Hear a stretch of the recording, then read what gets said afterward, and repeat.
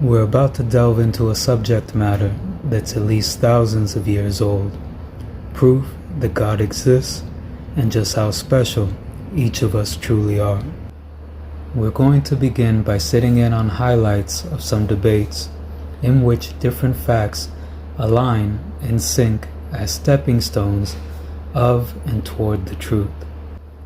Before we start, some interesting facts about the person who contends that there is no God. He happens to have the same name as the brother of Moses, Aaron, though pronunciations through the years and in different places, of course, may be what they are.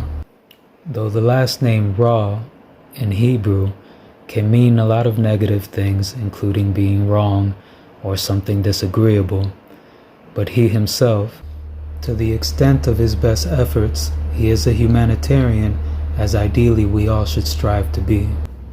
He has maintained his current perspectives for years and has taken part in numerous debates, stating his reasons as to why he believes what he does. The following clips begin with the opening of this debate, and then it moves into different contradictions, which ultimately I trust that he and all involved can have a laugh over. As it's said that iron sharpens iron, and ultimately we're all here to find out, to see, to know what the truth really is.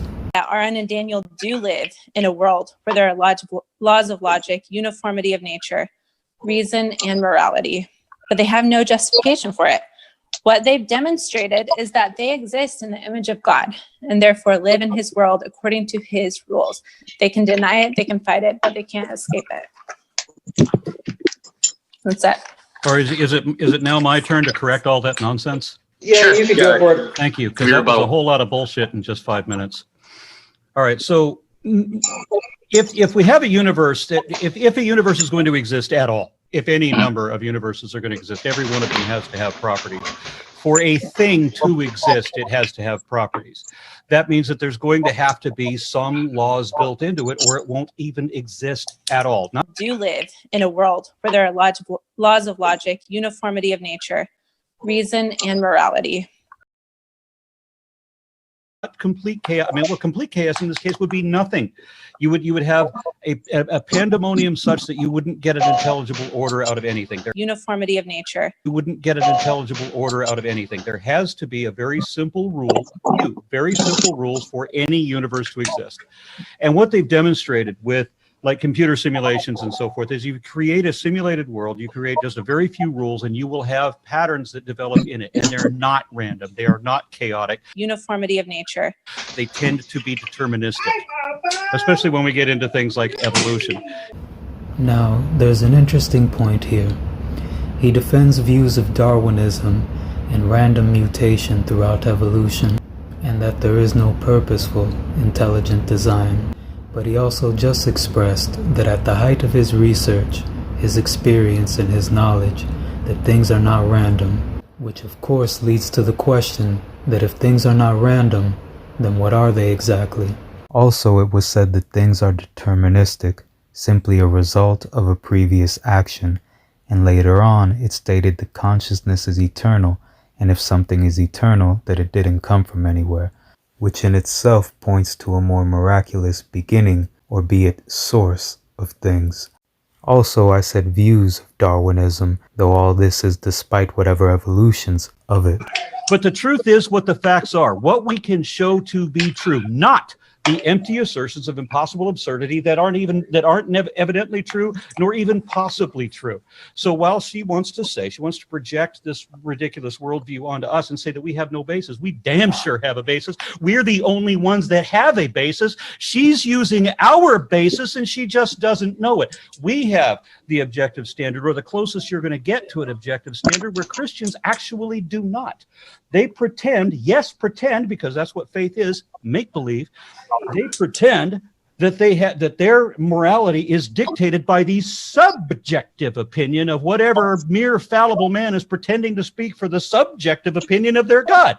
The objective standard is, if you know what morality is at all, then you have a standard by which you can measure whether God is moral, among other things. And morality is not not dictated from on high. It comes from within, and it becomes from you being evolved as a social species. But we do have an objective moral standard. It becomes from you being evolved as a social species, and morality is not dictated from on high. It comes from within.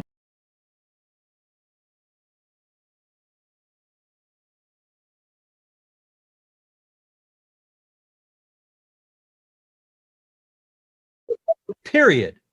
So without a God, you can't have a universe unless there is another way for it to exist on its own. You wouldn't get an intelligible order out of anything. They're not random. They are not chaotic. They tend to be deterministic. God is not even possible because there's been no possibility established. You wouldn't get an intelligible order out of anything. They're not random. They are not chaotic. They tend to be deterministic, especially when we get into things like evolution. And every claim that has been made for God falls into one of two categories: not evidently true and evidently not true. That's it. That's all. That's all you got. Empty assertion. It's a logical fallacy that God is eternal. Is that correct? You did assert that. I did. I asserted that it's a logical fallacy that God is eternal. What fallacy would that be? Found the quote. Okay. It was in your video, Theism is Not Rational, where you made a response to one of the PragerU videos. Yep. The quote was that God cannot be eternal because it is a logical fallacy and an unsupported assertion and a baseless assumption, defensible only with logical fallacies. Okay. Okay. But you are comfortable And with that's an true idea. because every argument for God is a logical fallacy. And Okay. every logical fallacy has been used as an argument for God. And I've made that statement many times. Yeah, so you're uncomfortable with the idea, not even uncomfortable. I would say you completely reject the idea of an eternal God. Right. Okay. God was obviously made up just a few thousand years ago. Do you also reject the idea of any kind of eternal being at all? Yeah. Okay. So How do you have? So you can't have. By my understanding of what a mind is the it's the information, the consciousness, the perception, whatever, all the different properties that you would get developed within a brain. And having a disembodied mind means you have all of this data that is not that's the product of a thing that didn't generate it. That makes no sense. And here, going off of his own words, he rejects the idea of an eternal God and says that it makes no sense because information, consciousness, and perception, all of the different properties that develop within a brain, that information and data is the product of a thing that did not generate it would make no sense. Well, I have to agree that that information and data being the product of a thing that did generate it would make more sense, especially after stating that things are not random, but deterministic, a product of actions, of happenings that happened beforehand. Because you have all of this data that is not that's the product of a thing that didn't generate it. That makes no sense. And they're not random. They are not chaotic. They tend to be deterministic, especially when we get into things like evolution. The best we could say is even if a God exists, then evolution is still an inescapable fact of population genetics, and the Bible is still man-made mythology. Not even the existence of God could change either of these things. Do you reject the idea of anything being eternal at all? Well, no, I have to concede that it appears that that material energy is in fact eternal. We are part of this field that is now being called the divine matrix. That this field of energy. Material energy is in fact eternal. When I talk about that field of energy, what I've found is people tend to think of it as being somewhere else. So if we can think of this field of energy that bathes creation as a big thick blanket with lots of fibers, and you and me and everyone listening to this and our lives, our world are all within the fibers of that blanket. And it's a relatively smooth field of energy, and every once in a while it crystallizes into a rock. Okay, great. So what is consciousness if it's always existed? You can find evidence of consciousness in the most basic of living organisms, even those that don't have. But wait a minute, you said it's always existed. Now, how do you know it's always existed? You made a claim. I would like for you to back that up. There are some philosophers who now hold that a rock is. I'm not talking. It crystallizes into a rock or a tree or a human or a river. It helps us to kind of get a sense that we're part of that field. Believe it or not, it was consciousness that evolved before any of these things. What we know is that consciousness crystallizes quantum possibilities into the physical realities of our world. You have the material energy essentially exists forever. It is eternal. Even though the universe had a beginning, it still would be eternal. I'm just curious now that cosmologists are saying that the universe did not have a beginning, why are you, as teaching science, contrasting that to say that it did? If the universe didn't have a beginning, then these things. But it did, sir. But okay, well, the physicists are against you, the science is against you. And Actually, I think no, sir. Even though the universe had a beginning, it still would be eternal. Okay, now to the point. So you're okay with something being eternal, just not the idea of an eternal being per se. Right. Because Okay. how could you have something that is that complex? I mean, you have to build complexity. You can't start with super complexity and then make everything simple and then start building again from there. Why not? Why exactly? Why would it? But why not? You're making an assertion, but you're not giving a reason. You're just saying because. Why not? Because I just said you have to build complexity. Okay, but back to the point, because that didn't actually answer what I asked you. You said that you can't start ultra complex and then make simple. Why not? Okay, show me how you could.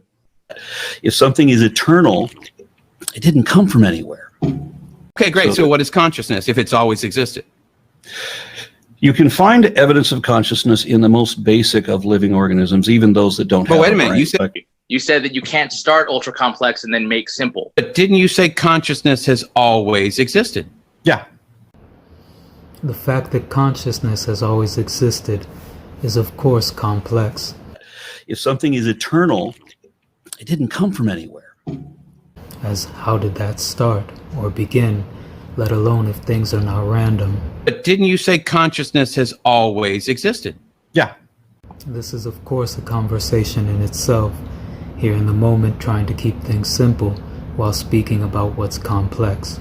Harold Urey, a 20th century Nobel Prize-winning chemist, said, and this is a quote, "All of us who study the origin of life find that the more we look into it, the more we feel that it is too complex to have evolved anywhere," end of quote. If something is eternal, it didn't come from anywhere. But didn't you say consciousness has always existed? Yeah. With that point being made clear enough, here we move on to a statement made that the main character in a Sumerian epic called Gilgamesh is the most memorable person in human history. Will be remembered.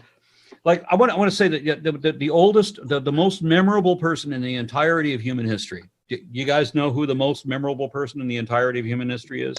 Throw it out there. Okay, Gilgamesh. Yep. Yep. Part of his line of reasoning as to that statement is that we know who Gilgamesh's lover was. Now off of that line of reasoning, it can be said that Adam or Eve are the most memorable people in human history, as we know that they were lovers, and we even know who their children were. And the same can be said for Noah and Amzara and so on. 5,000 years later, we still know who Gilgamesh's boyfriend was. That's pretty impressive. We have details of Gilgamesh's. Well, we know that the global flood never happened. That's absolute. That's about as absolute as I can get. Now, as it's known that the book of Genesis tells of a great flood, there are also accounts of a great flood throughout the epic of Gilgamesh and through other regions and people of ancient times. So at another time, we'll be going over the results of studies in regards to the ancient biblical text being authentically its own account of this great flood, out of the collective accounts from those around the same area and time frame. But at this time, we're going to first go through the scientific evidence that there was a great flood, that to those who experienced it was the end of the world. Now, through the years, there has certainly been more than one scientific hypothesis to the Great Flood, and such research has led to the Black Sea, which is not far away from Mount Ararat, the mountain in which it's said that the ark landed back upon dry land. Now, since this research has began, time has only continued to reveal more evidence that these happenings were indeed true. 150,000 square kilometers of land went under. And 400 feet below the surface, Ballard believes he's found proof of that catastrophic event. They unearthed an ancient shoreline. Well, we actually dated it, about 5,000 BC. And that is about the time that the Bible says Exactly. Noah and the Great Flood happened. I mean, wow. Wow, so it nailed it. And since that time, further research has only confirmed the findings that were reported. Ancient Black Sea, when it was a lake, beach shore. Beach shore, yeah, that's the beach. So this is when the flood happened. Amazing. This is exactly where the ancient shoreline is. And also, further research beyond that has shown that there was an actual civilization that was there at the time of this great flood. The truth is what the facts are, what we can show to be true. Now, there are more similarities between the ancient biblical texts and the Epic of Gilgamesh outside of just the flood. However, like a lot of what we're going through today, it's a subject in itself which we will delve into later. For right now, it would be even more telling to look at ancient Sumerian cuneiform texts which are actually shown to predate the epic, which revealed Sumerian stories that were deemed by the specialists that translated and studied them to be similar to the extent that they supported the biblical historical texts. It's held that when the ancient Sumerian tablets began to be translated, that there began the first modern day indications that there was a real Garden of Eden, with not only a garden itself being referenced time and again within Sumerian hymns and transcripts, but direct references such as to the tree of life.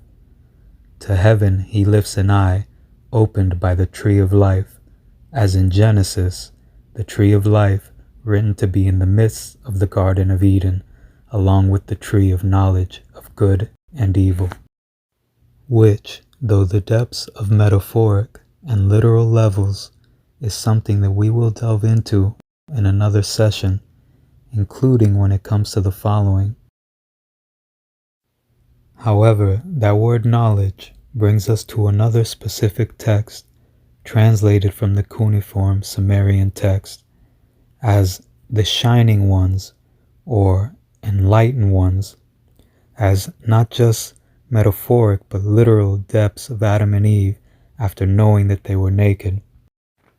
The text reads, "The shining ones cleared the ground or felled timber," which reflects, in other words, the passage in Genesis where it is written, "You will work hard to eat from it," meaning the ground.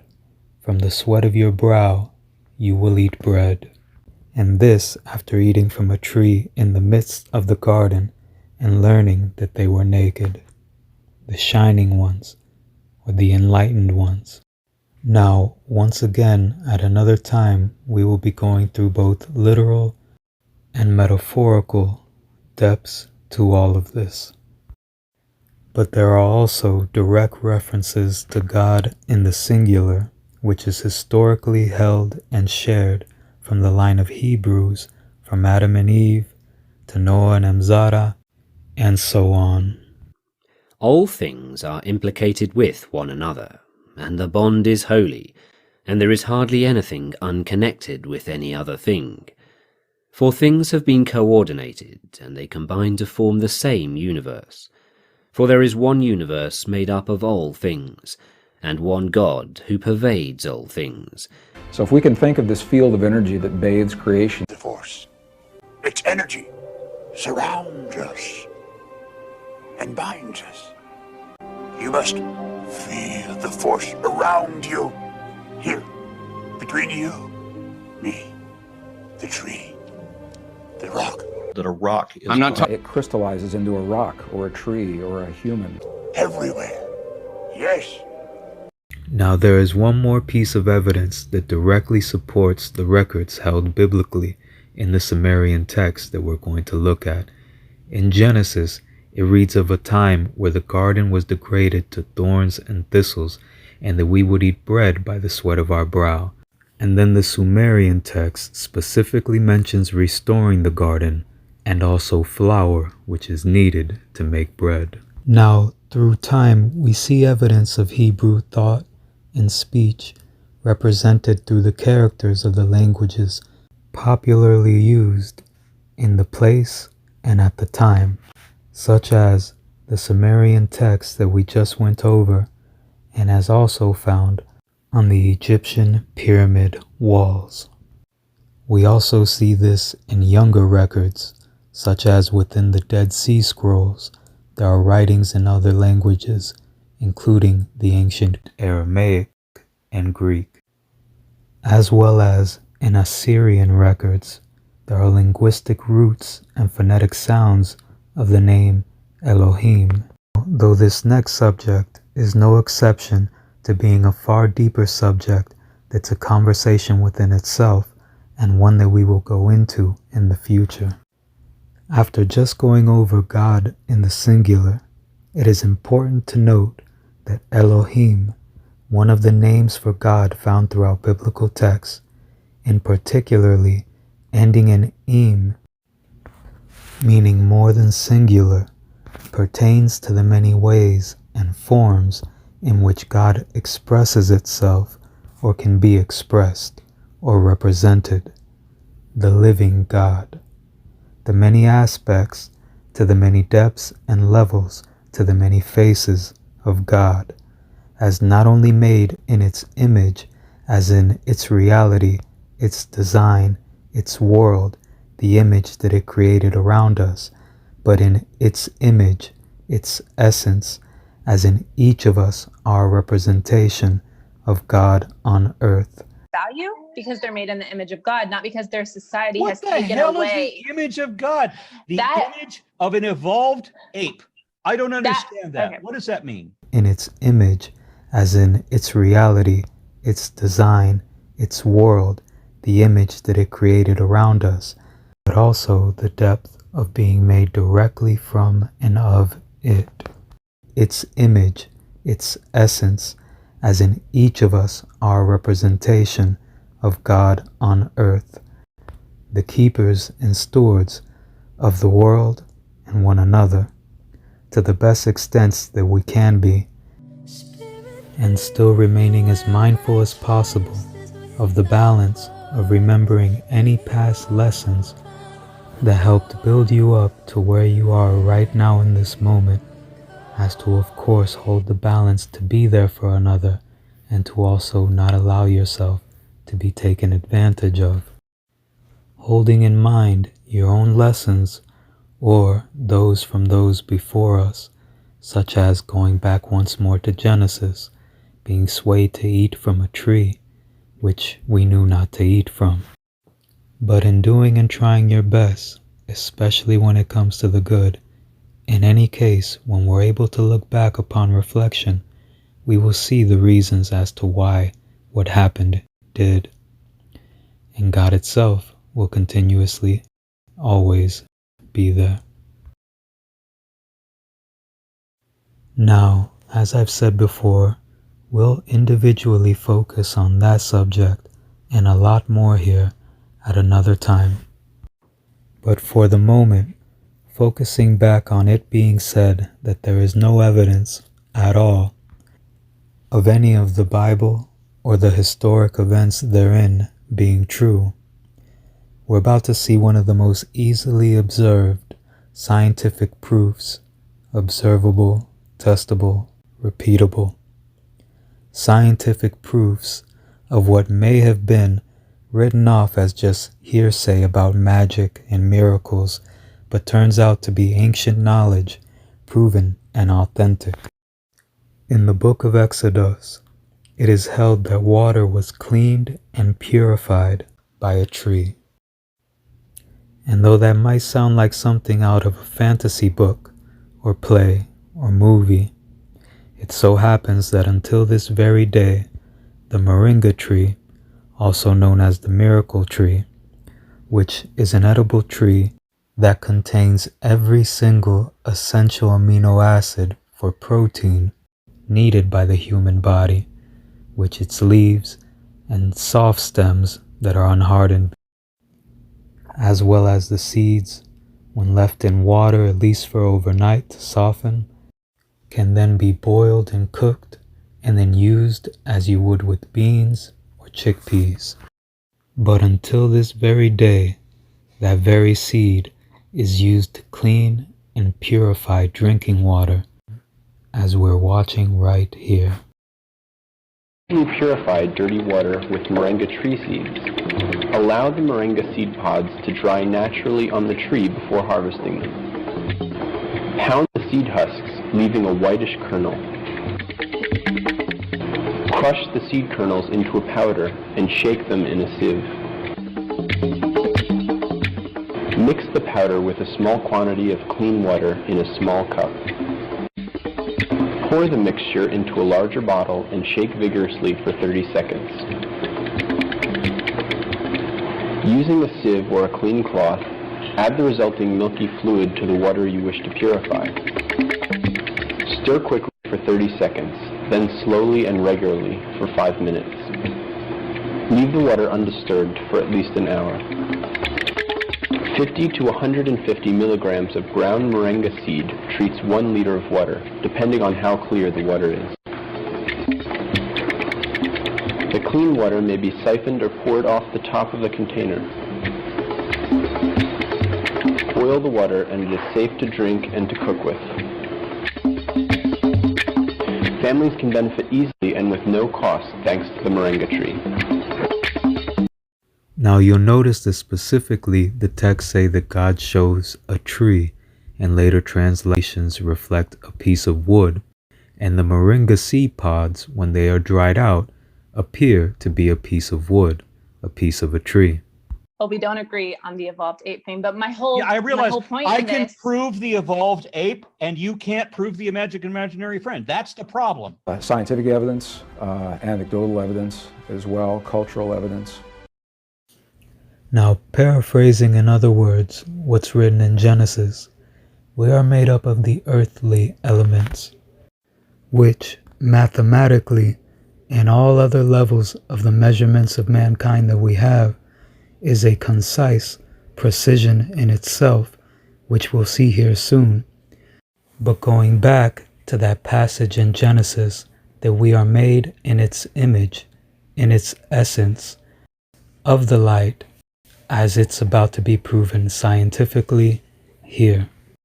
Beings of light. The cell emits ultra-weak electromagnetic radiation or biological photons that he considered as the prime guiding factor for self-organization in mitosis and morphogenesis.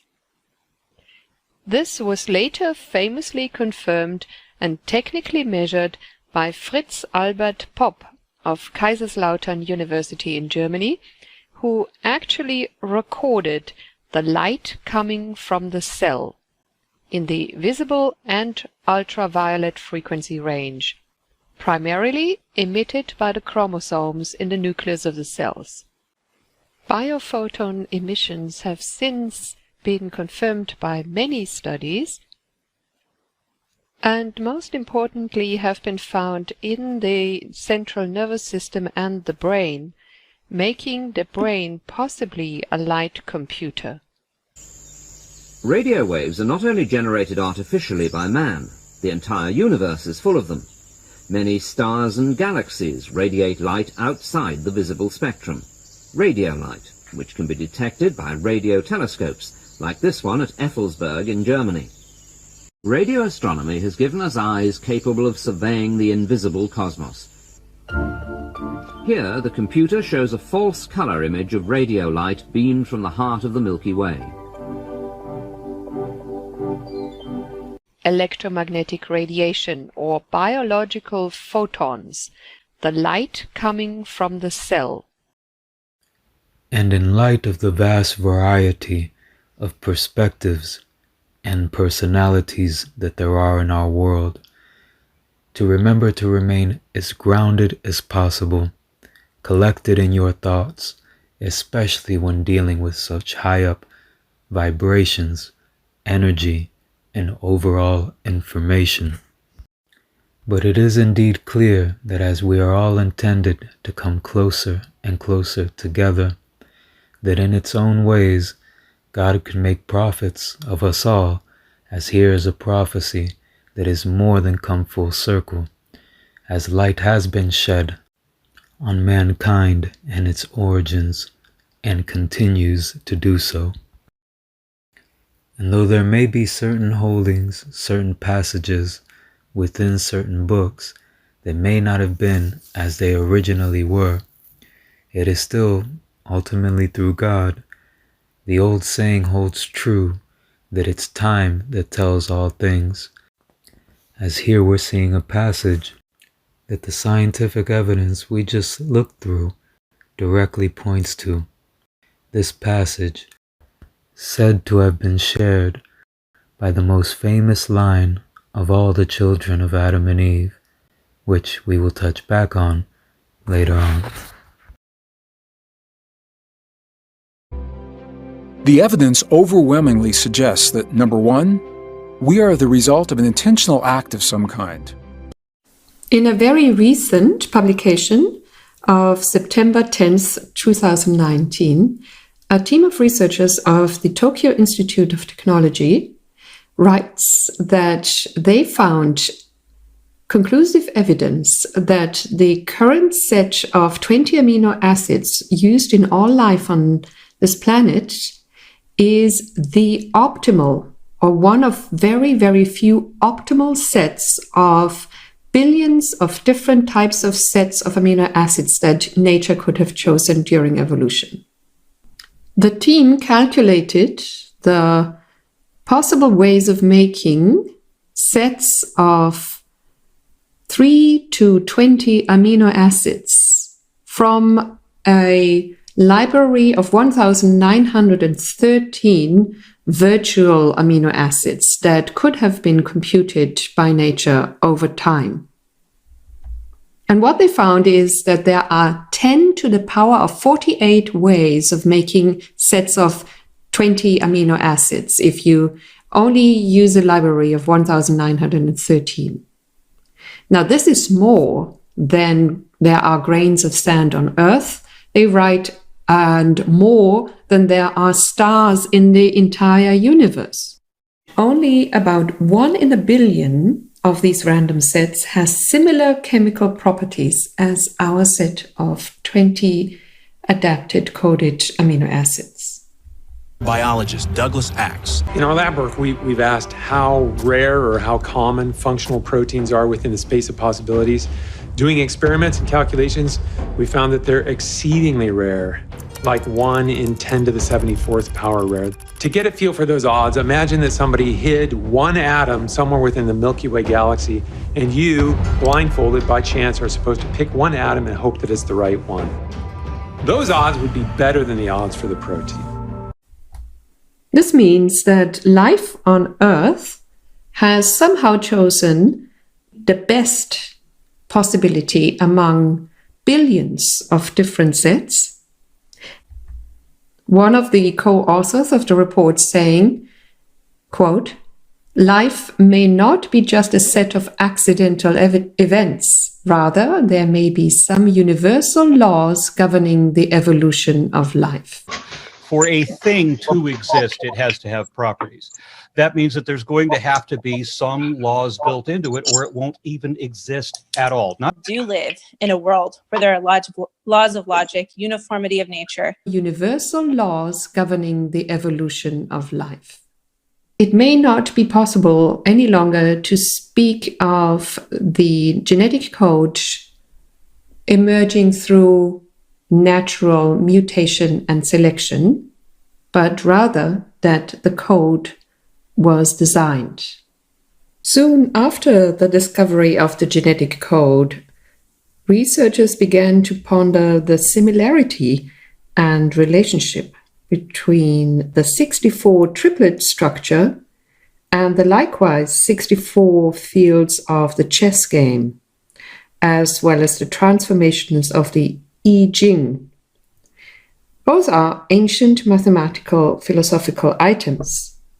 It may not be possible any longer to speak of the genetic code emerging through natural mutation and selection, but rather that the code was designed.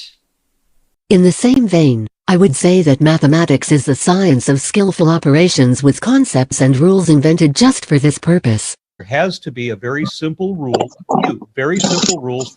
Furthermore, whereas it is unquestionably true that the concepts of elementary mathematics, and particularly elementary geometry, were formulated to describe entities which are directly suggested by the actual world, this list could be continued almost indefinitely, or so devised that they are apt subjects on which the mathematician can demonstrate his ingenuity and sense of formal beauty. In fact, the definition of these concepts, with a realization that interesting and ingenious considerations could be applied to them, is the first demonstration of the ingeniousness of the mathematician who defines them. The depth of thought which goes into the formulation of the mathematical concepts is later justified by the skill with which these concepts are used. The great mathematician fully, almost ruthlessly, exploits the domain of permissible reasoning and skirts the impermissible. Certainly it is hard to believe that our reasoning power was brought, by Darwin's process of natural selection, to the perfection which it seems to possess.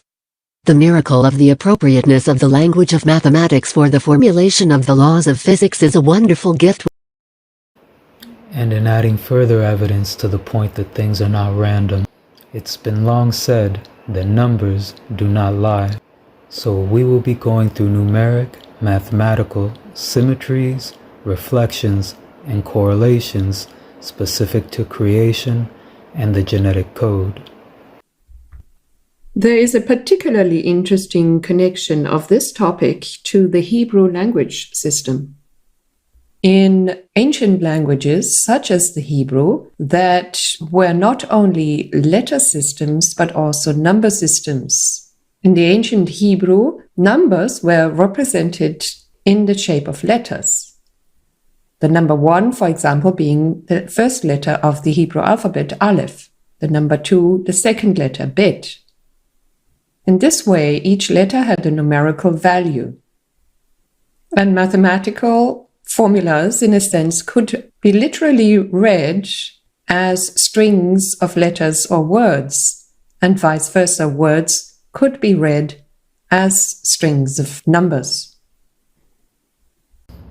Now, there's a fitting connection between the 22 letters of the Hebrew alphabet and the 20 amino acids of the genetic code, plus the one start group, methionine, and the stop group, the codons which code for a stop within that genetic code, as it's held within the Hebrew Book of Formation, also known as the Book of Creation, called the Sefer Yetzirah. The book holds that God created the universe using 22 letters and the numbers 1 through 10. It is even physically apparent that creation is intertwined with the 22 letters and the number 10, as with each helix of the double helix of the human DNA strand, there are 10 base pairs on top and bottom of the human DNA structure.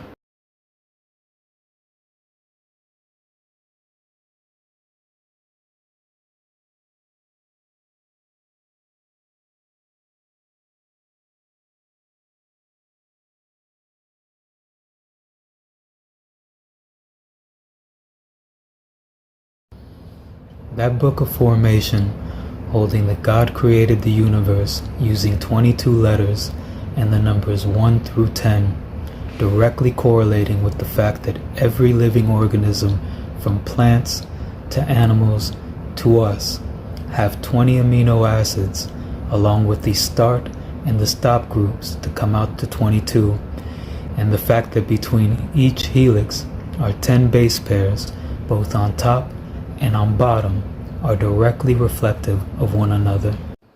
If we take that number 22, as in the complete amino acid sequence of the genetic code, the 20 amino acids in the start and stop group, and we add that number 10, as in the base 10 decimal system, that base 10 decimal system expressing the use of the characters 0 through 9 are what the original Hebrew text are based within. The base 10 decimal system is the most widely used throughout the world, and though we represent it with the numbers 0 through 9, the genetic code itself reflects that representation, as 0 is a concept used in order to stop coding within the genetic code itself. And until this day, the most widely used numbering system in the entire world. Now, even closer tying the genetic code itself to the Sefer Yetzirah, when we add that number 22 and 10 together, that number 32 ties us directly into the Book of Formation, the Sefer Yetzirah, in which it holds that there are 32 wonderful paths of wisdom in which God created the universe. Now, that number 32 directly relates to the number 64 in multiple ways, as in like the 64 codons of the genetic code.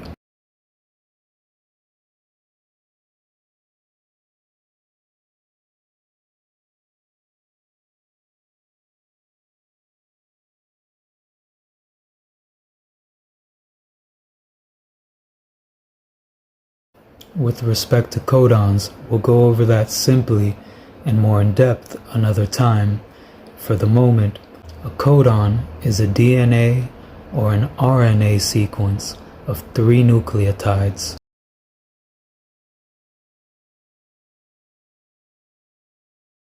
A nucleotide is an organic molecule which is a building block for DNA and RNA.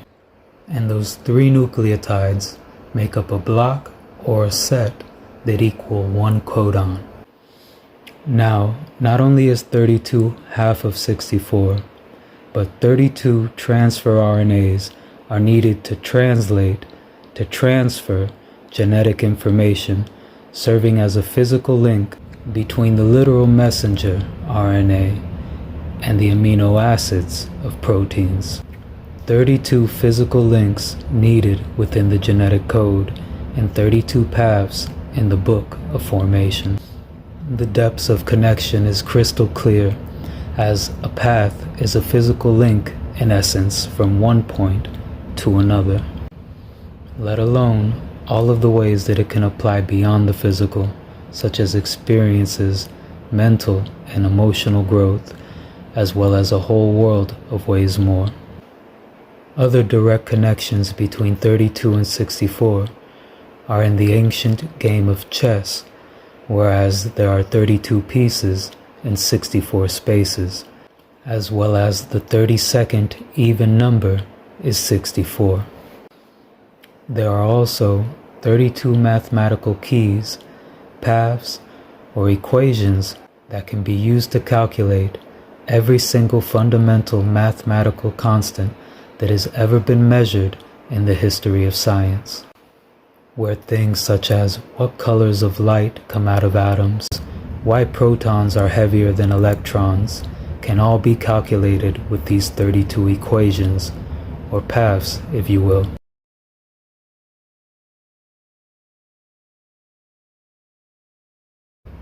As we may go over at a later time, there are other places as well that point to the number 32, such as in the Tantric text, the Vajrapanhara alludes to the 32 characteristics of the teacher. And magically enough, as a baby is at one point one single cell, after it grows to 2 cells, it then continues to double in growth, with both 32 cells and 64 cells being 2 points of growth along that time period.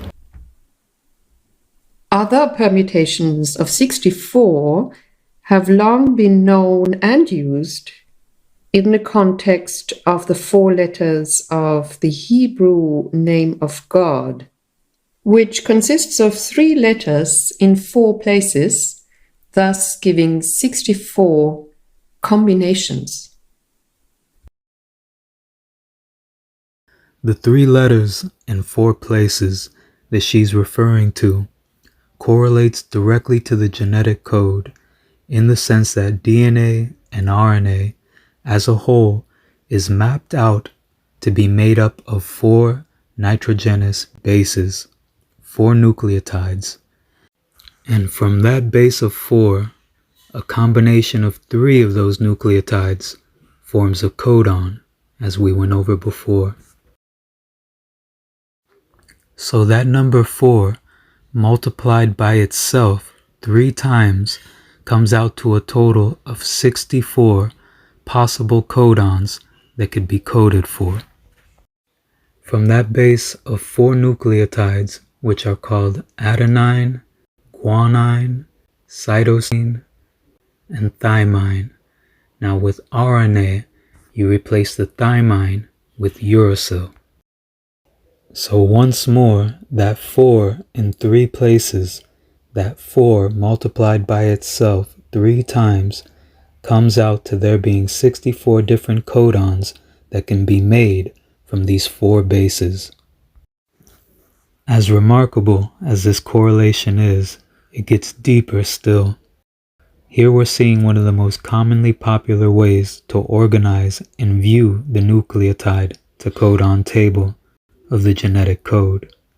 As with so much more, we'll be going over this deeper and yet simplifying it all the more individually at another time. To continue focusing on the highlights of these in-depth connections, it's important to know that after the mapping of the genetic code, it immediately sparked analyzation and comparisons to the I Ching, or Yi-Ying, that in essence serves as a compass or an atlas where an outcome is mapped out of using the 64 transformations, or mathematically placed out of 64 possible combinations, reflective of an amino acid out of 64 possible codons. Now, as astonishing as these mathematical alignments and synchronicities are between what is ancient and what has been a highlight in the advancement in modern day recent times, the connections still go further. As we went through some of what bridges and binds the number 32 and the number 64 together, like 32 being half of 64, 64 the other half of 32, are like the 32 pieces and 64 spaces in chess.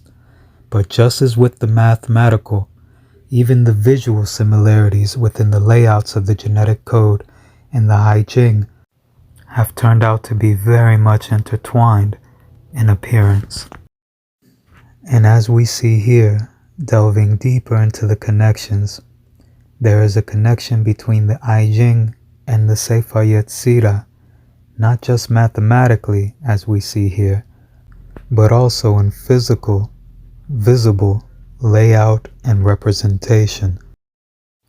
And here again in connecting 32 and 64 as the layout of the Sefirot, rooted as a part of representing the number 10, both within the book of creation and throughout Kabbalah altogether, which is in essence further in-depth teachings in regards to God, the universe, and spirituality as a whole. But as we went through earlier, briefly, that number 10, in addition to the number 22, as in the 22 letters of the alphabet, came out to the 32, which is held within the book of creation, the very book of formation. Now, if we take a moment here to truly try to think about and reflect on how did these ancient works not only manage to fit together like pieces of a puzzle, and in complete mathematical precision be reflective of the numeric uniformity which composes the genetic code. Even in hypothetically speaking, if this were by chance, what are the chances of these two ancient masterpieces fitting together in the way in which they do? And then on top of that, thousands of years later, happen to exactly fit and outline the numeric formulation of the genetic code in where relatively recently, not too long ago, we had just begun to be able to even look at. Now this again is something that's a conversation in itself. And though I will say a few more things in regards to this here in a moment, the quote chances of these alignments happening brings me back to a thought that we listened to earlier. Certainly it is hard to believe that our reasoning power was brought, by Darwin's process of natural selection, to the perfection which it seems to possess. And speaking of the possession of perfection, having an alphabet and a language system that is intertwined with both the words of language and mathematics, which has so long been said to be a language in and of itself. These two formats intertwining as just like the double helix of the human DNA structure intertwined together, again, is something that truly strikes awe and wonder. And going further, exact processes in the development of the double helix DNA itself mirrors the process of how these developments, these discoveries, came about and fit together. And that is that as the DNA continues to develop, there is an original strand that remains, and then there is a new strand that grows alongside it to complete the double helix structure. And as is apparent in directly reflecting the fact that these original works, such as the I Ching and the Sefer Yetzirah, all of these years later, intertwine and merge perfectly with the discovery of the genetic code and its formatted structure. Now, of course, the genetic code came before any representations of the genetic code, but again, we are speaking about the line of time and the order of the processes in which these discoveries came to light. But of course, whereas even if you formatted the genetic code itself as that original strand here in this metaphor, and the representations thereof after as the new strand that grew alongside of it, of course the truth here will match in any case. And though there are more direct and insightful correlations between the genetic code itself, languages, and life altogether, there is one in specifically that fits in representing us as a whole, something within us directly reflecting what we are on the outside and in every aspect in between the two, within us and on the out. And that is that the DNA structure being made up of something that is ancient and at the same time something that is completely new is a direct representation of you in the moment. Something that is completely ancient, original from the very beginning, original, and something that has never been before, as new as it gets, as state-of-the-art as it gets, both ancient and original, and as right now in the moment as it gets, a timeless masterpiece. This is a way in which we transcend time itself. Now, going back to the connections between the Sefer Yetzirah in the I Ching. These works that have been renowned to be from different locations in the world for so long, and yet bridging together in the way that they do numerically, suggest a shared soul source that they streamed from. These highly advanced mathematical works of genius that by every advancement today only prove them all the more genius, as numbers are in so many ways used to mark dates and time. The alignments here held within them mark their own signature, mark their own significance, likened to something written on a wall, a tablet, or a scroll. Now the fact that these works are renowned to be from different parts of the world and bridged together numerically as they are, which very heavily suggest a shared source, does not disagree in any way with the holding that the sons and daughters of Noah and Imzara went into different parts of the world, and as they would have been holding on to and preserving that which was passed down unto them, ancient works of genius that may have began and been passed down since Adam and Eve themselves, whom, as it was written in biblical accounts, after a happening reached another level of learning and understanding, another level of consciousness, and in Sumerian texts fit the description of being the shining ones, or in other words, the enlightened ones. And to be clear, it's not just the symmetry and visual layout, but an emphasis on the mathematical connection, as of course the detail to the characters themselves can be different over time and not interrupt the mathematical connection, the concepts, or numeric representation that each character has, as can be noted with the Paleo-Hebrew and the very much still ancient Hebrew of today.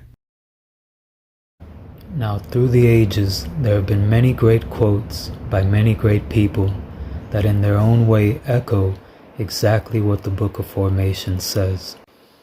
And though I will try to do justice to all those that I can in the future, here are a few.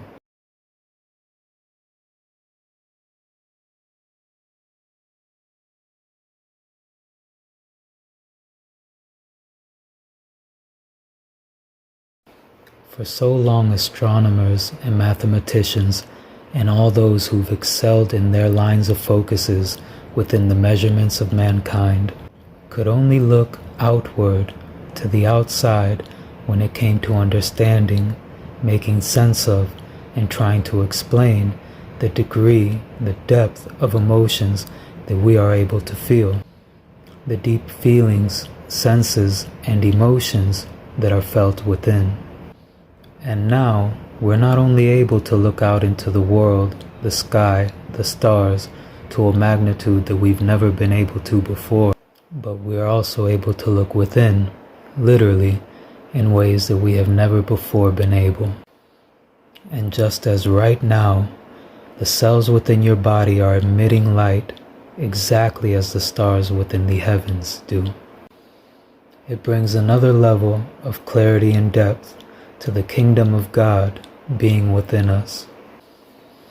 As now we're able to count out the mathematics, to read and understand the language as never before, the very language in which God created the universe, the very ways in which God created us.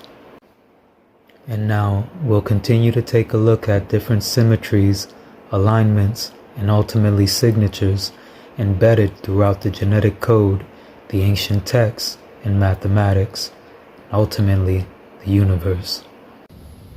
We'll begin with the number 37.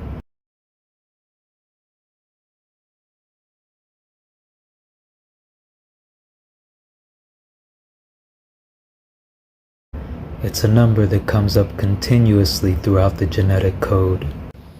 And speaking of light being emitted from the cells within us, as like the stars, 37 is the third star number.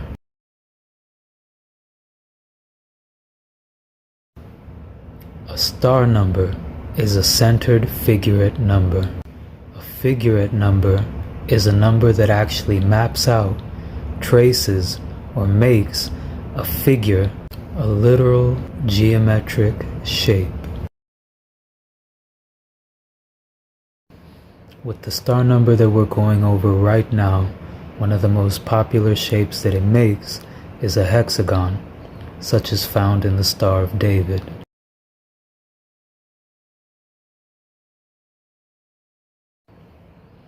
A shape renowned as the scaffolding and structure of some of the most infamous buildings in nature.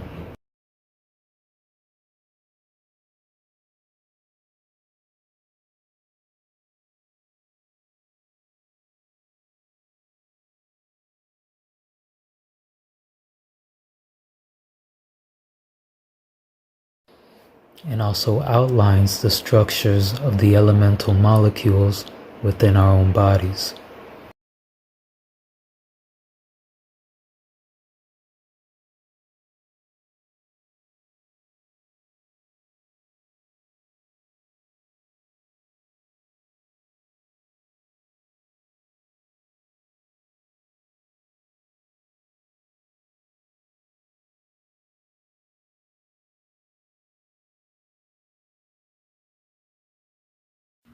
Within experiments in regards to the ability of DNA to be used as a conductor of electricity, which we will be going over at another time, DNA being able to be used as an antenna as well as a superconductor.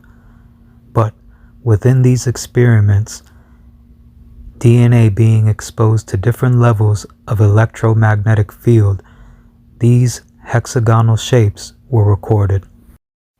As ultimately the DNA began to morph into these closely packed hexagonal structures, which we'll get deeper into later.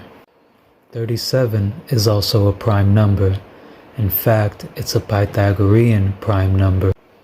In more ancient times, the man known as Pythagoras studied and taught mathematics as well as musical scales and much more. It's been held that Pythagoras was actually taught these arts by the ancient Essenes, also known as the ancient Hebrews. And as time tells all things, all the numbers point to exactly that.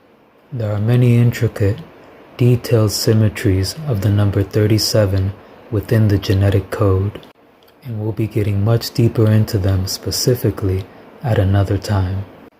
But just to begin, one of the unique features of the number 37 within the base 10 decimal system that's formed in triplets, just like the 3 nucleotides that together form a codon.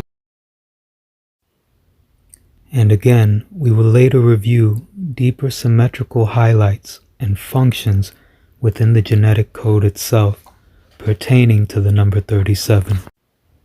Now, as we see here, when multiplying the number 37, beginning with the 0, every time we skip 2 numbers and multiply 37 by the third number, the answers are 3 consecutive matching numbers, an alignment otherwise known as angel numbers. So as we see here, 37 times 3 is 111, or 111. And when we skip over 2 numbers, 37 times 6 is 222, 222. So on, skipping 2 more, 37 times 9 is 333, 333. This goes on until the answers leave the triplet formation, the last being 37 times 27 is 999.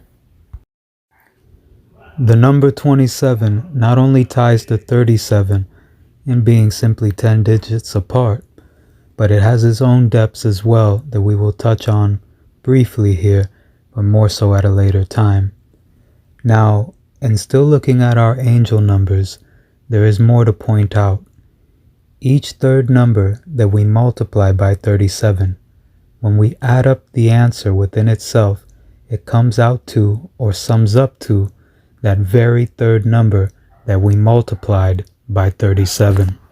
For example, 1 plus 1 plus 1 equals 3, as in 37 times 3 equals 111, and this continues. 2 plus 2 plus 2 equals 6, 3 plus 3 plus 3 equals 9, and so on, every third number that we times by 37. Also, when laid out in rows such as this, it's much easier to observe that going down in between the rows of each third number, the answers are different combinations or different permutations of each other, such as, in keeping the triplet formation, 37 times 1 is 037, 37 times 10 is 370, 37 times 19 is 703, each different combinations of each other. This goes on while in the triplet formation, every 2 rows that we skipped over to get to the third row. For example, 37 times 7 is 259. 37 times 16 is 592. 37 times 25 is 925. Each, once again, different combinations of each other, while in the triplet formation. And just as I said before, there are many detailed symmetries specific to the number 37 in the genetic code, and we'll be looking further into it at another time. Right now, we're going to look at the reflective mirror of the number 37, the number 73.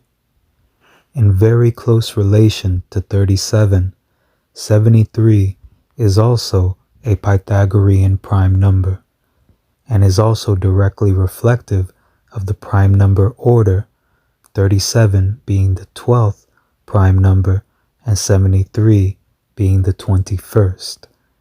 73 is also the 4th star number.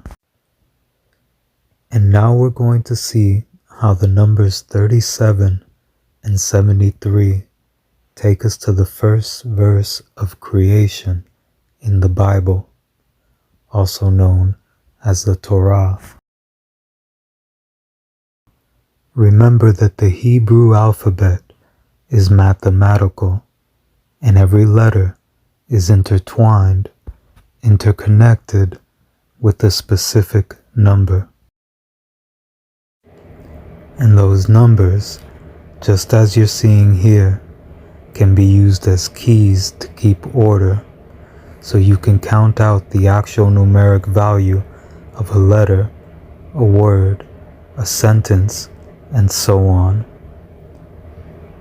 Now, when we times the reflective numbers of 37 and 73 together, 37 times 73 takes us to the very first verse in Genesis, as the first verse has a numeric calculation of 2,701.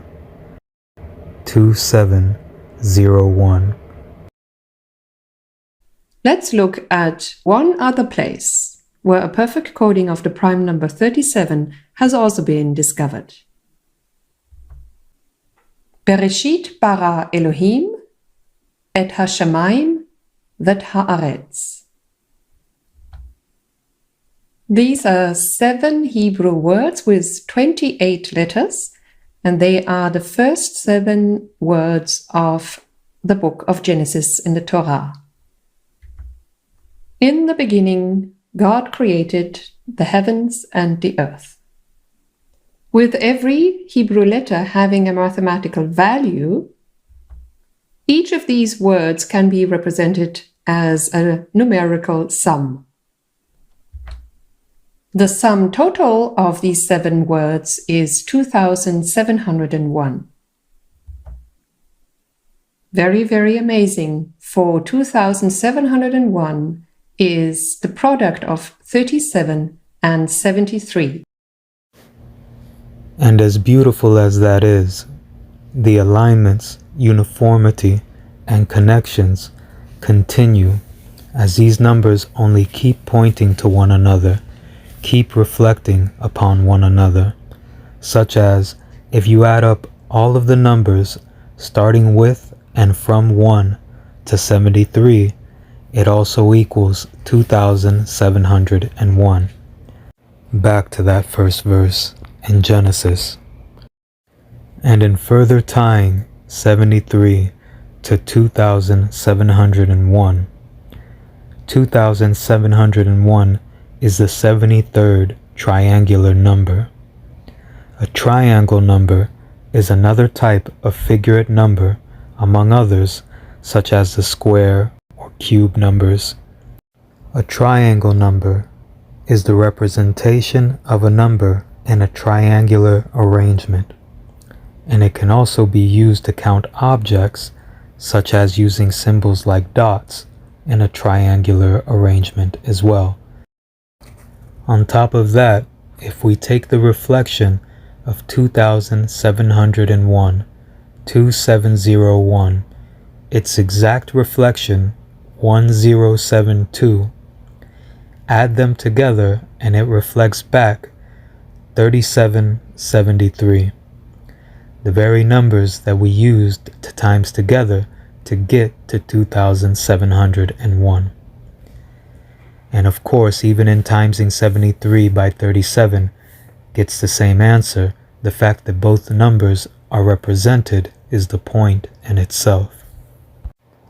And another fact that even if at this point some may not call it miraculous, still gets a little difficult to call coincidence, or it just happened to be by chance, is another direct link from the numeric value of the first verse in Genesis to the genetic code. As said before, now we are able to look within in ways that we never have been before, and are able to examine in ways that those that lived in times before us would have never thought possible. Going from nucleotides, which in the sets of 3 make a codon that make up an amino acid, when we take the molecular weight of all 20 amino acids that are needed and in each of us, that number, rounded from 2 decimal points to keep it simple in whole number form, is 2,738. Now if we take the numeric value of the first verse in Genesis, that is 2,701, and add the number so prominent to the genetic code, 37, that 2,701 plus 37 equals 2,738, which is the molecular weight of all 20 amino acids needed to exist, needed to live as we do. And though more can be said about it, to make sure this is shared completely in full, what was rounded is 0.01. And just as in cutting into a diamond or scratching into solid gold, the more that we dig, the more that we continue to find solid gold, in the respect that these numbers only continue to reflect one another and point back to one another, such as, it is computed that the first verse in Genesis, those 7 words in Hebrew, can be rearranged in different numeric combinations 127 times, and adding up all of the numeric values of the letters in each of those 127 combinations comes out to the numbers 17, 28, 64. When we take 17, 28, 64 and divide it by the total numeric marker of the first verse, 2701, that 17, 28, 64 divided by 2701 equals 64, as in the 64 possible codons of the genetic code. Now that 172,864, that 17, 28, 64 can be separated or split apart by two perfect cubes. In mathematics, a perfect cube is the outcome of three consecutive numbers multiplied in a row, called a cube root. The cube itself is the outcome of those three consecutive numbers multiplied together, as we'll demonstrate here.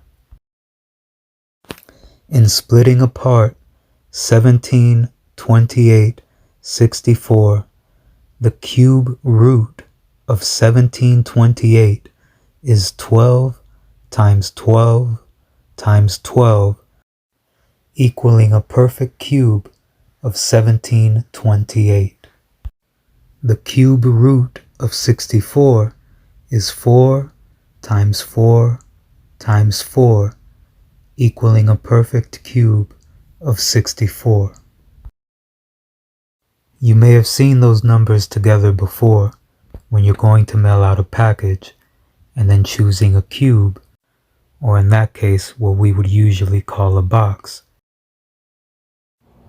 Now, on top of a cube not only having many practical uses and meanings, being held in high esteem through time, but it also casts the shadow of a hexagon. Now, though many points of focus that we went over today are sessions in themselves, soon we're going to be going over how the first verse in Genesis casts a shadow of hexagons.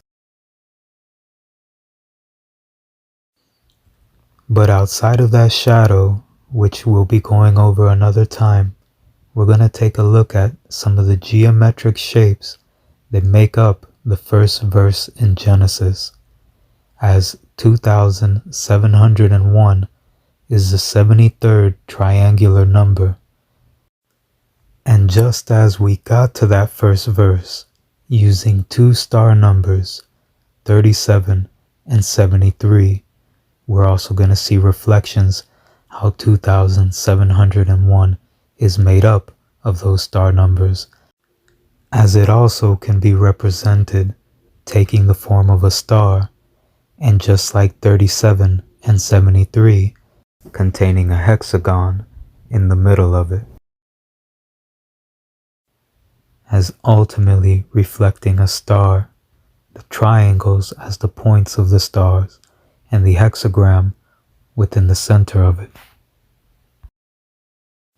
And as we see some of the geometric shapes and symmetry that numerically can be made from the first verse of creation, the next session that we share together, we're going to be going over some of the geometric shapes that are actually physically within us and held together by the chemical bonds within our bodies. As like the honeycomb in the honeybee hive, we see some of these geometric shapes and symmetry throughout nature. In fact, speaking of those geometric shapes, here soon we'll be going over some of the molecular symmetry that's found within us and also throughout nature.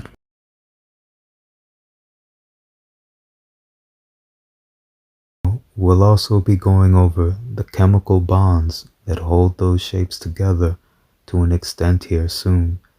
And as I said before, the next time it will be more so focused on the geometric shapes and the symmetry that's within us.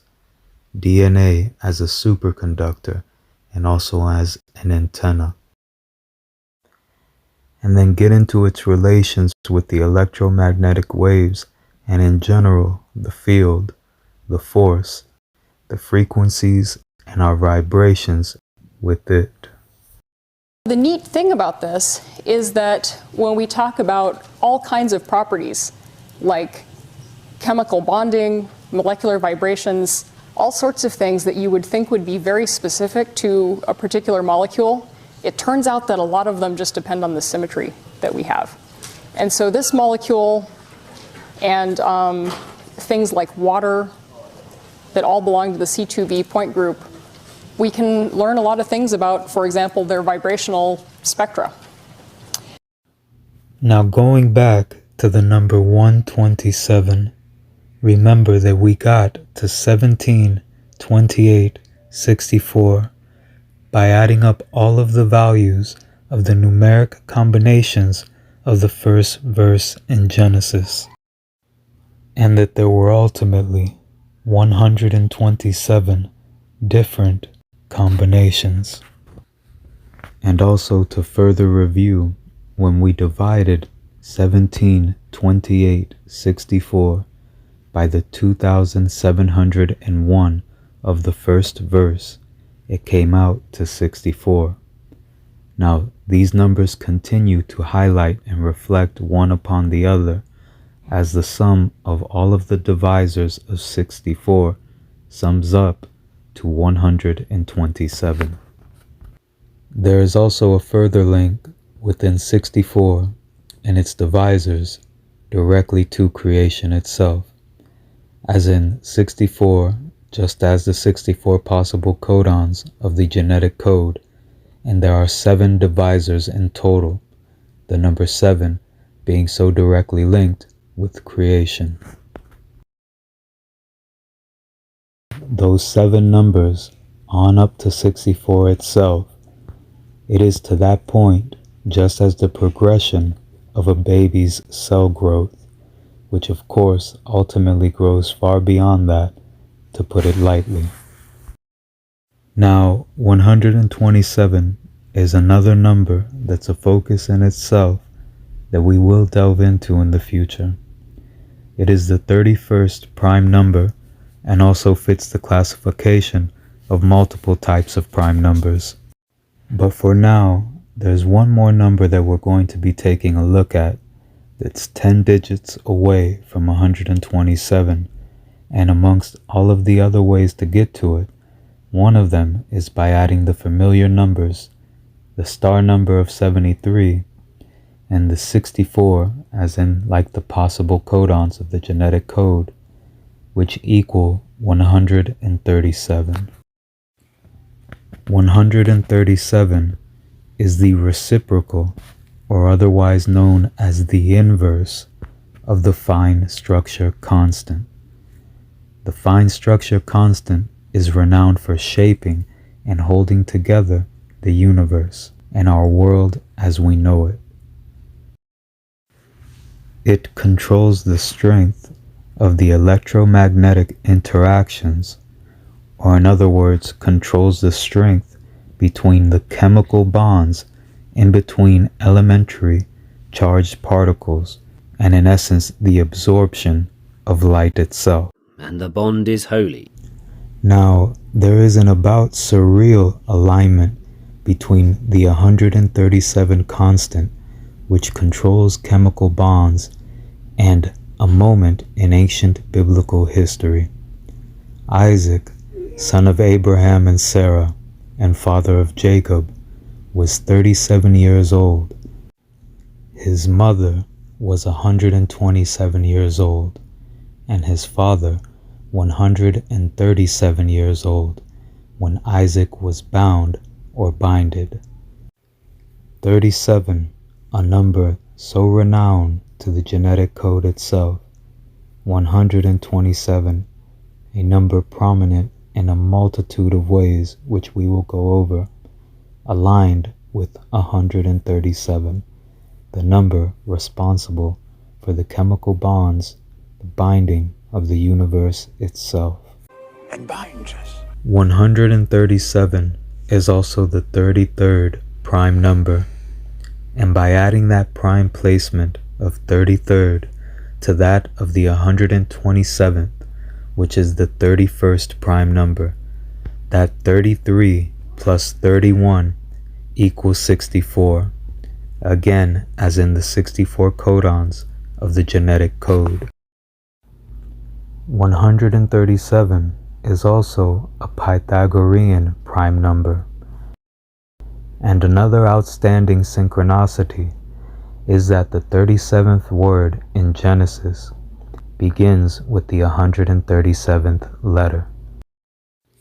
And the synchrony gets deeper as within the verse itself is described a function of the 137 fine structure constant, which is also known as alpha. That verse, directly speaking of God dividing the light and the darkness, which is a function of the 137 fine structure constant, as it is the essence in electrons and muons absorption of light photons. There's a beautiful symmetry in relation to this within us and in nature, as chlorophyll, the green pigment needed in plants to absorb light energy and then make it into chemical energy, photosynthesis.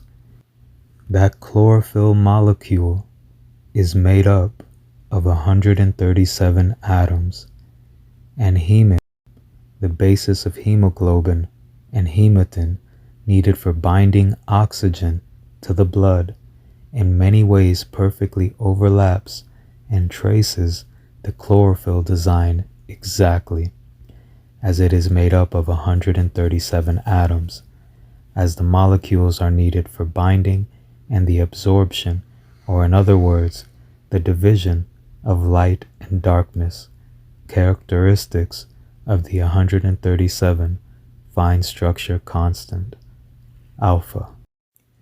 Physicists are renowned for quotes such as, "You might say the hand of God wrote that number, and we don't know how he pushed his pencil."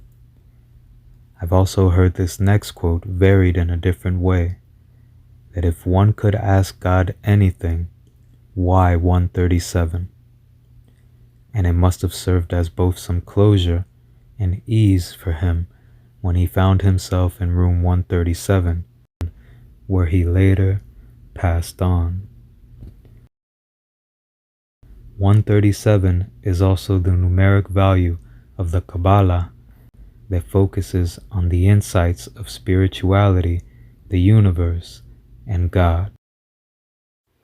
137 is also a part of the golden geometry, also known as sacred geometry, with 137.5 being known as the golden angle.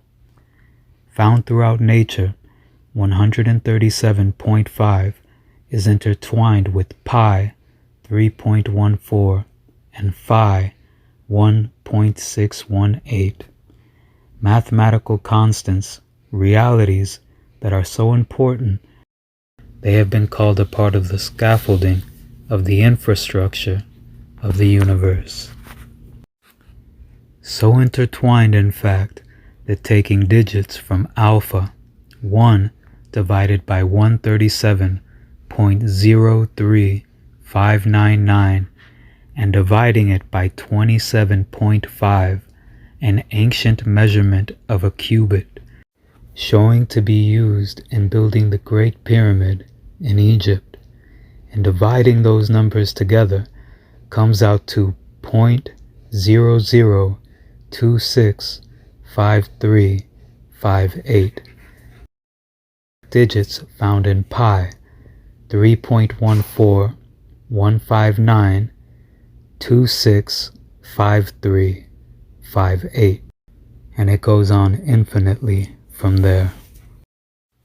Also, the smallest whole number approximation of pi is 22 divided by 7, as like the 22 letters of the Hebrew alphabet divided by the 7 first words of creation in Genesis, or the 7 days of creation, which we're going to get a little deeper into in a moment. Now, once again, the numbers continue to complement, highlight, and reflect upon one another as the sum of the square roots of the first 7 digits of pi equal 137. Now, just a moment ago, speaking of the 7 days of creation, there is so much that needed to and did happen that it has been brought up times before that there is no way that everything that needed to happen to begin creation happened in just 7 days. It's important to know that in Hebrew, the word day, along with standing for a 24-hour period, also generally stands for a day that something occurs. Also keep in mind, for example, the expression back in the day, or back in my day, or en mi día, as it holds throughout languages across the world. But remaining specific to what is written in Genesis by the words, there was evening, and there was morning, and that was a number of a day, it still holds that that was the day in which what was written there occurred, like the marks on a calendar or the ticks of a clock. That was the day in which what was written there occurred, when it was completed. Captured in concise and precise poetic portrayal has been the morphing, the molding, the merging, the magic of elements aligning exactly as it needed to be in order for us to exist as we do. There have been things that have lived and breathed just to prepare the ozone layer for you. You, the great finale, the crown jewel of creation.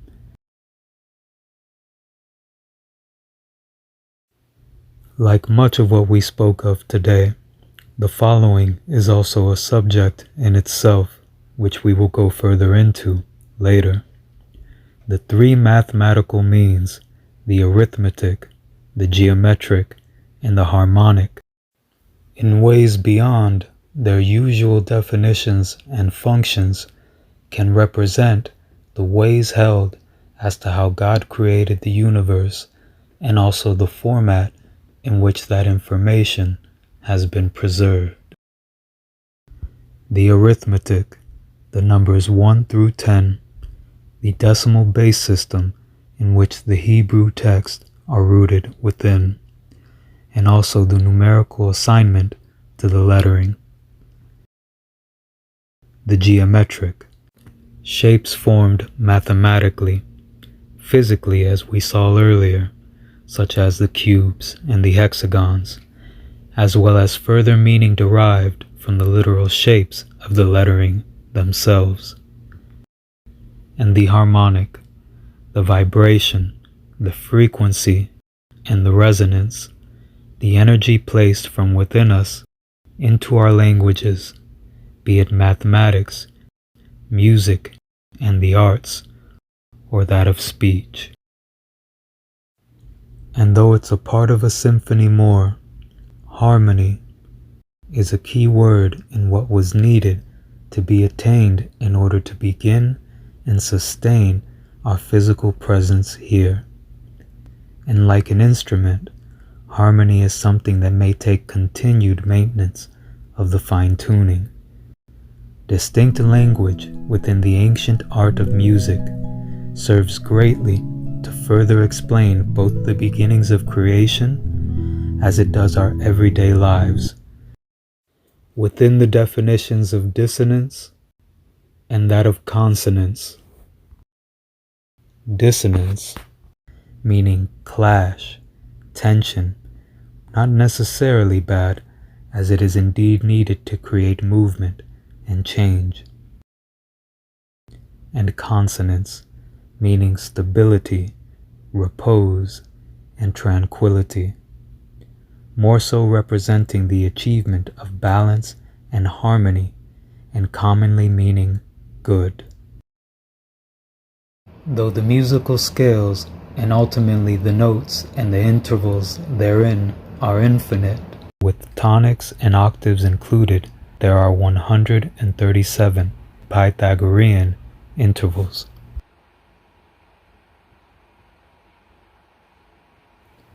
With 137 being needed with regard to the bond in between elementary charged particles, we also find that the musical intervals are a necessary harmony, a bond in between musical notes, a quantum midpoint, which may shed further light on the depths of insight to our understanding of the 137 constant and creation, as by definition, the inverse reciprocal of alpha, 137, though it's constantly needed and constantly there, is not a mathematical constant, but it is an absolutely necessary consonance, a stability, a tranquility, after the dissonance, the clashing, the tension of the world forming, after the tuning, as it is said in Genesis, God saw that it was good. Consonance. As with time, further proof of creation and intelligent design, symmetry and function embedded in DNA are revealed as clearly as the word rib in both DNA and RNA. As it relates to Eve being created with the rib, the DNA of Adam, which at root means human. We are actually able to look back and see different evolutionary heights and breakthroughs which advanced our civilization.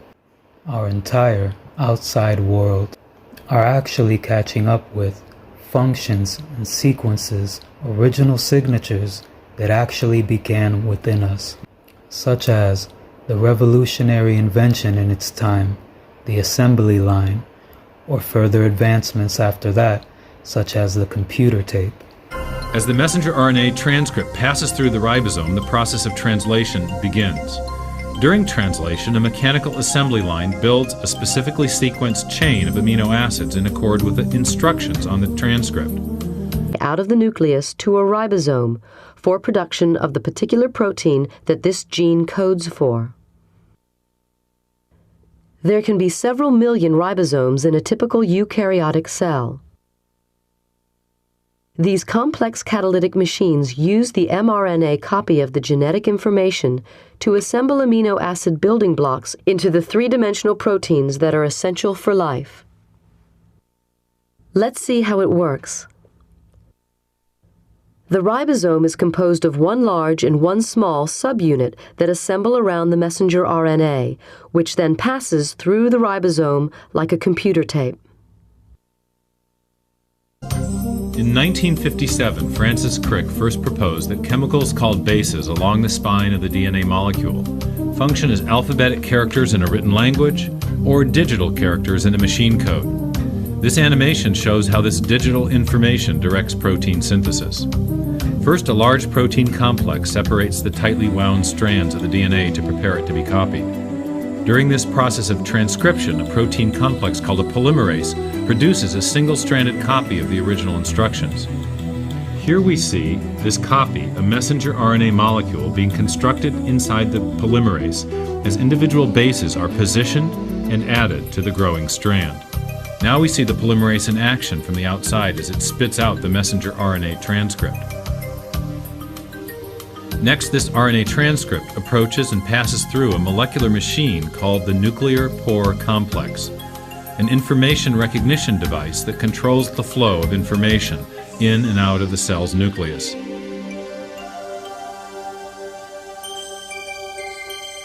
Now we see the genetic assembly instructions on the messenger RNA approaching and arriving at a two-part chemical factory called a ribosome. the site of protein synthesis. The amino acid building blocks, that's the small glowing red molecules, are carried into the ribosome attached to specific transfer RNAs. That's the larger green molecules also referred to as tRNA. The small subunit of the ribosome positions the mRNA so that it can be read in groups of 3 letters known as a codon.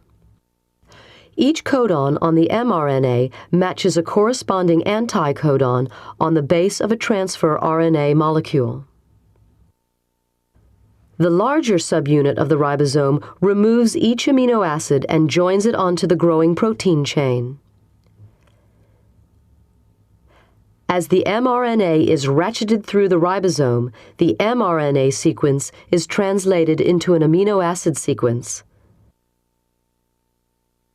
There are 3 locations inside the ribosome, designated the A site, the P site, and the E site.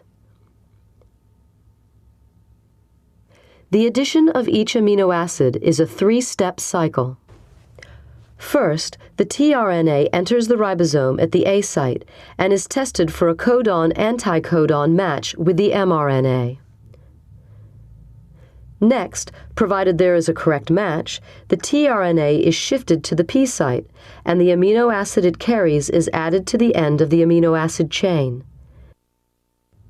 The mRNA is also ratcheted on 3 nucleotides, or 1 codon. Thirdly, the spent tRNA is moved to the E site and then ejected from the ribosome to be recycled. As the protein synthesis proceeds, the finished chain emerges from the ribosome. It folds up into a precise shape determined by the exact order of amino acids. Thus, the central dogma explains how the 4-letter DNA code is, quite literally, turned into flesh and blood.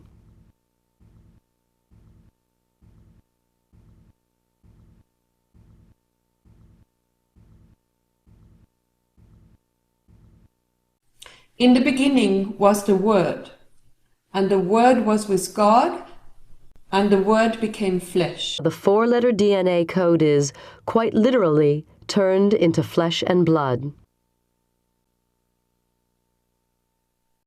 As the messenger RNA transcript passes through the ribosome, the process of translation begins. During translation, a mechanical assembly line builds a specifically sequenced chain of amino acids in accord with the instructions on the transcript.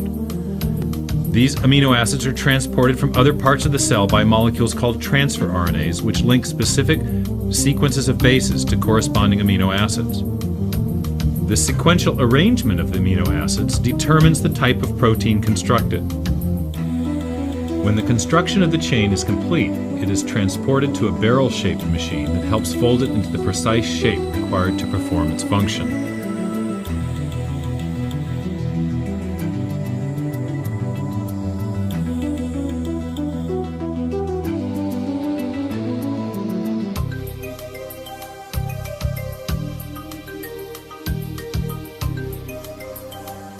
After the chain is folded into a protein, it is released into the outer cytoplasm to do its job in the cell.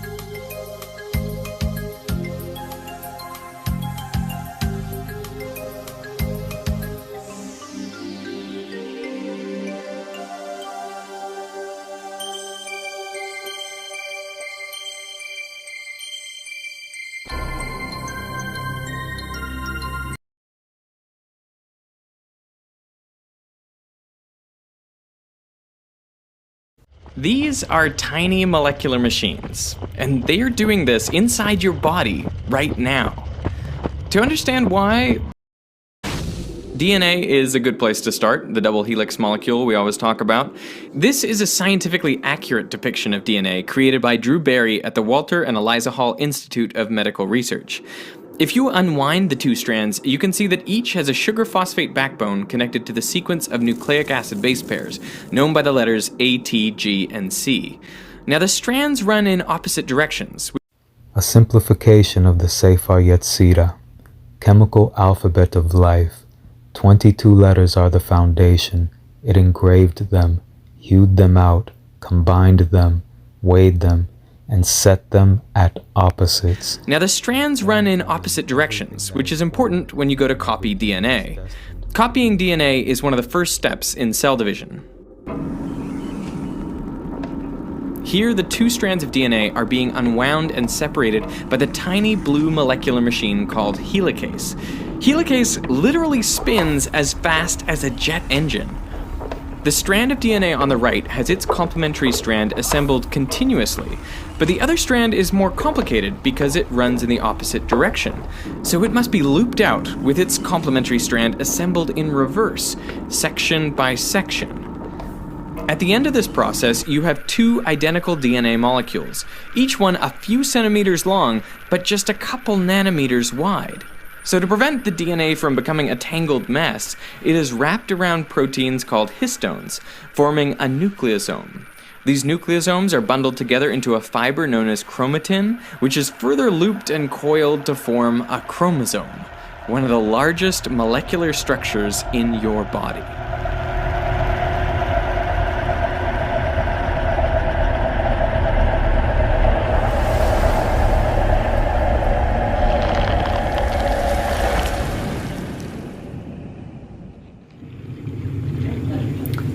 46 of them in each cell and 37 You can actually see trillion chromosomes cells. under a microscope in dividing cells.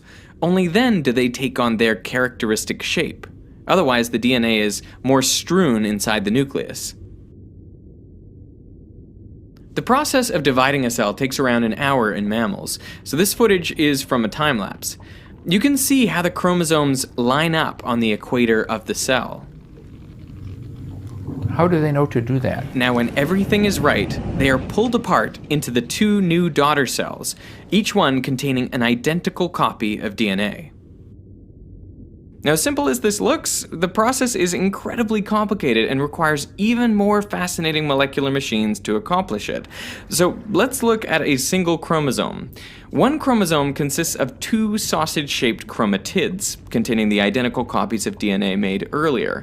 Each chromatid is attached to microtubule fibers, which guide and help align them in the correct position. The microtubules are connected to the chromatid at the kinetochore, here colored red. The kinetochore consists of hundreds of different proteins working together to achieve multiple objectives. In fact, it's one of the most sophisticated molecular mechanisms inside your body. The kinetochore is central to the successful separation of the chromatids. It creates a dynamic connection between the chromosome and the microtubules. For a reason no one's yet been able to figure out, the microtubules are constantly being built at one end and deconstructed at the other. While the chromosome is still getting ready, the kinetochore sends out a chemical stop signal to the rest of the cell, shown here by the red molecules, basically saying this chromosome is not yet ready to divide.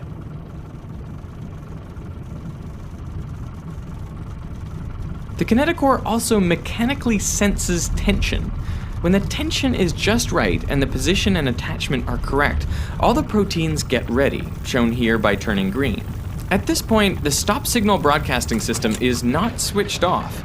Instead, it is literally carried away from the kinetochore down the microtubules by a dynein motor. That's the walking guy.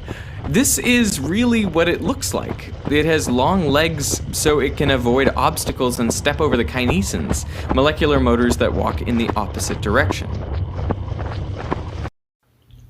Mentioning earlier, in other words, the outside world, catching up with the advancements of the world within us.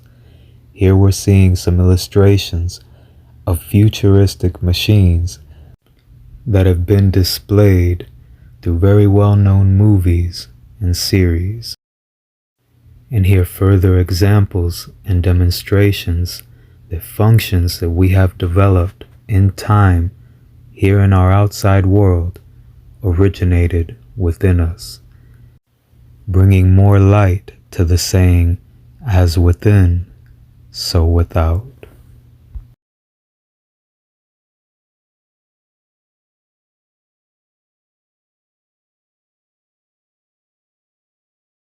It's really what it looks like. It has long legs so it can avoid obstacles. Personally, I'm astounded by these tiny molecular machines. As above, so below. As within, so without. Soon we'll continue to delve deeper into the most high-tech artwork that has ever been invented or ever will be. Us.